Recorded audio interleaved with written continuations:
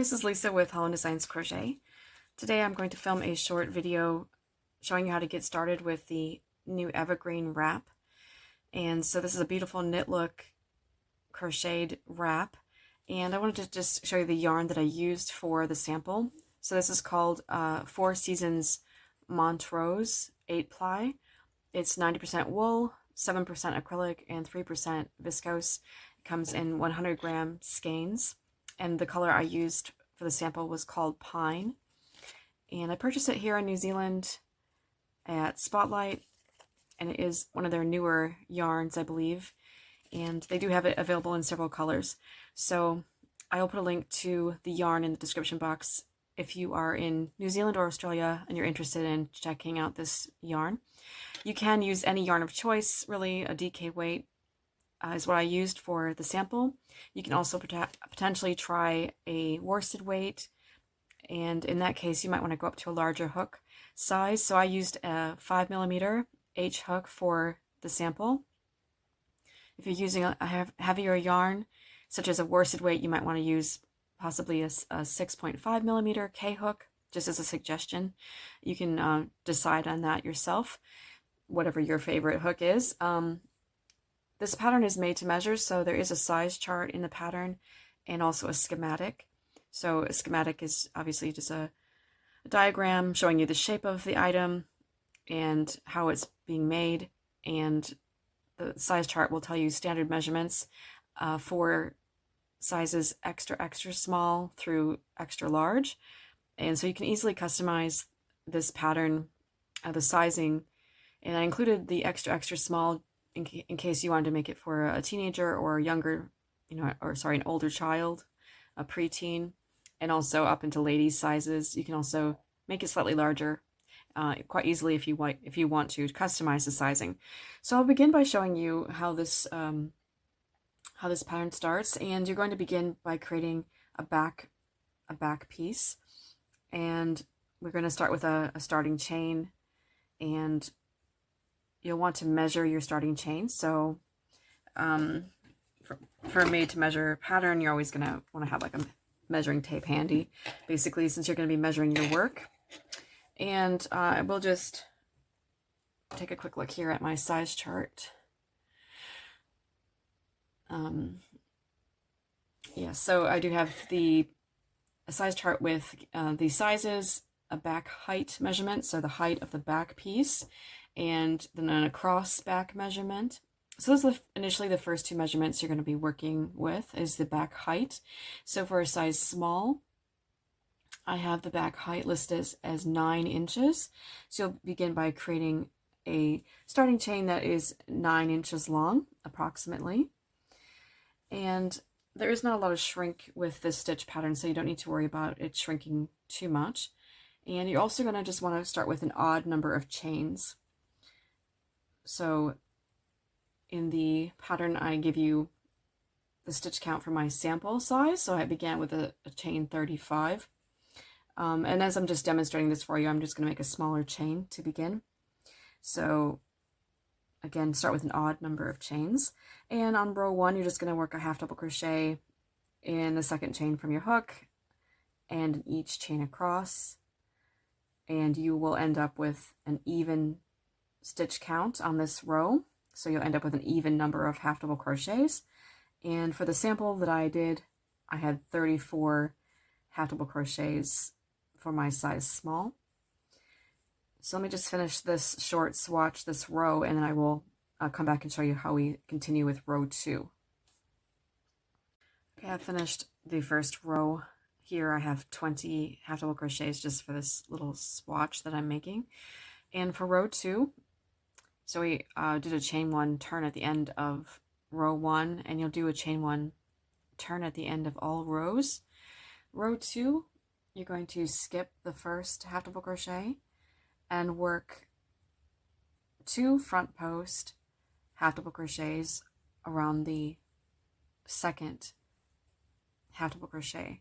So you're having a decrease by skipping a stitch, and then working an increase by working 2 front post half double crochets around the post of the next stitch. And you're going to continue to repeat that across the entire row, so your stitch count will remain the same.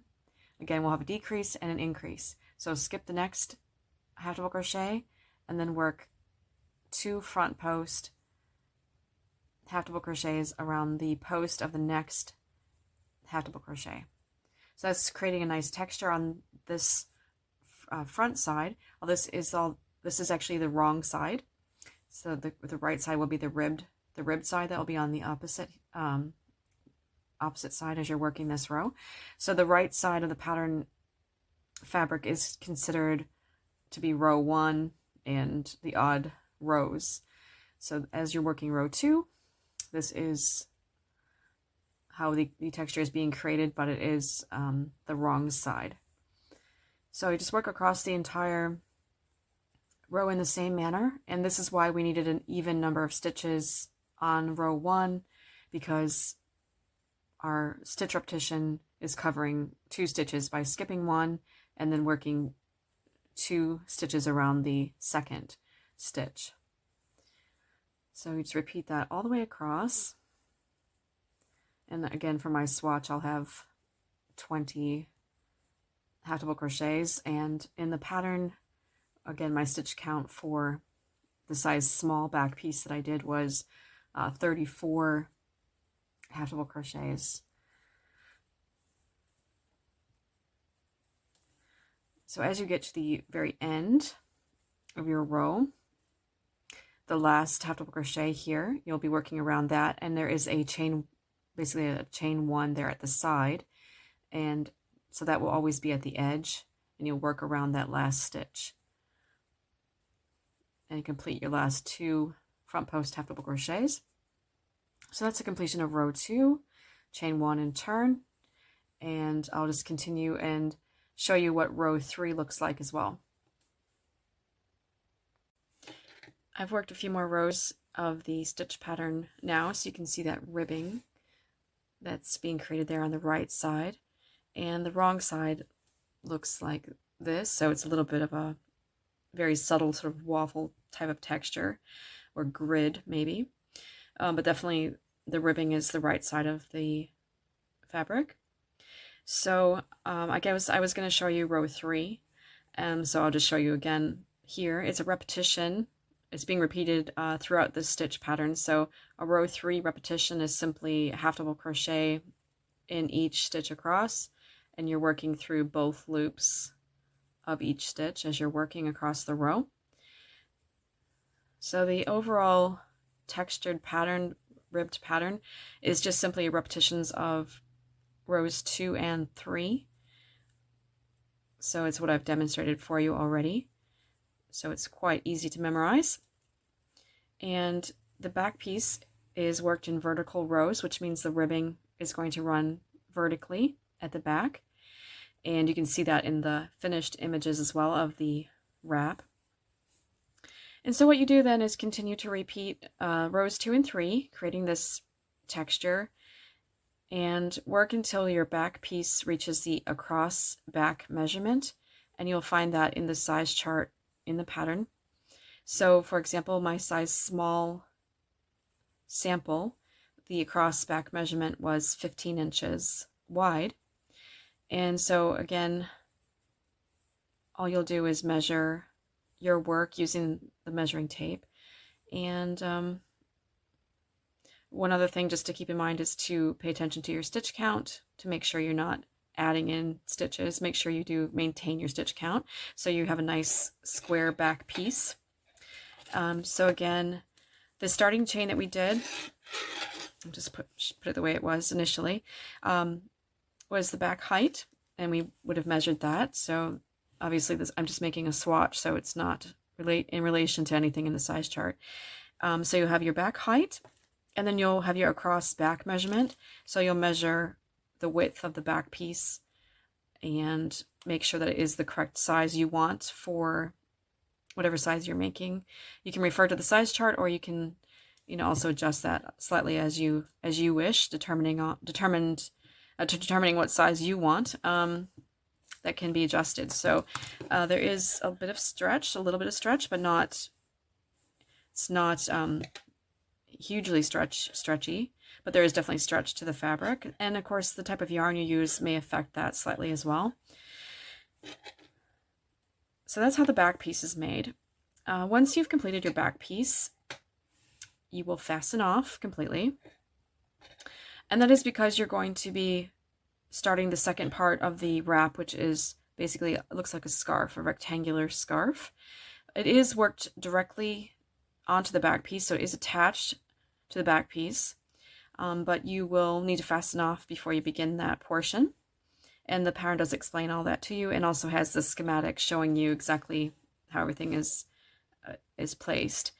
And all you'll do basically is you'll start with a foundation chain for a half front at this side, and you'll measure that to make sure that it's the length you need, and those measurements are given in the size chart. And once you've done your foundation chain, then you will work directly into the ends of the rows of the back piece across the top of the back piece, and then you'll repeat and have the same length of foundation chain at this side for the second half front. And that will set up the foundation of the rest of the scarf, or the scarf portion of the wrap. The one thing you'll need to do, though, when you begin that, is you'll have to have your wrong side facing as you work that first foundation row. So the information is all given in the pattern. But I hope that this little getting started demo will give you some confidence to create the stitches for the fabric of the pattern, and also some guidance on the construction. After you've completed the entire wrap, then you will just be edging around all the sides of the wrap. And I will include a link to a video demo showing how the ribbing is done. I use this ribbing on quite a few of my designs, so the video will be from another pattern, but it is the same type of ribbing. So I hope that it gives you some encouragement as you get started, and I hope you enjoy this beautiful new evergreen wrap pattern.